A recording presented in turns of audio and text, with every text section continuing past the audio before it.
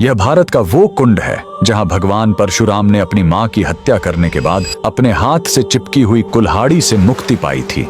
यह कहानी है महान ऋषि जमदग्नि और उनकी पत्नी पतिव्रता रेणुका की। कहते हैं रेणुका हर दिन नदी से कच्चे घड़े में पानी लाती थीं और उनके सतीत्व के बल से वह घड़ा टूटता नहीं था। उनके 5 पुत्र थे जिनमें सबसे छोटे थे विष्णु अवतार परशुराम। एक दिन रेणुका ने नदी में कुछ गंधर्वों स्वर्ग के संगीतकार को जल क्रीड़ा करते देखा। उन्हें देखकर एक पल के लिए उनका मन मोह में पड़ गया और उसी क्षण उनके सतीत्व का बल टूटा और कच्चा घड़ा टूट गया। जब वो आश्रम लौटी तो ऋषि जमदग्नि ने अपने योग बल से जान लिया कि उनका मन भटक गया था। वो इतने क्रोधित हुए कि उन्होंने अपने पुत्रों को आज्ञा दी, अपनी मां का वध कर दो। जब चारों बड़े भाइयों ने मना कर दिया तो क्रोधित पिता ने उन्हें तुरंत पत्थर बन जाने का श्राप दे दिया। इसके बाद परशुराम ने पिता की आज्ञा को अपना धर्म समझा। उन्होंने भारी मन से अपनी कुल्हाड़ी उठाई और अपनी ही मां का सिर धड़ से अलग कर दिया। उनकी आज्ञाकारिता से प्रसन्न होकर जमदग्नि ने वरदान मांगने को कहा। परशुराम ने तुरंत अपनी मां को फिर से जीवित करने और साथ ही पत्थर बन चुके अपने चारों भाइयों को भी मुक्त करने का वर मांग लिया। सब फिर से जीवित हो गए, मानो कुछ हुआ ही ना हो। लेकिन कहानी यहीं खत्म नहीं हुई।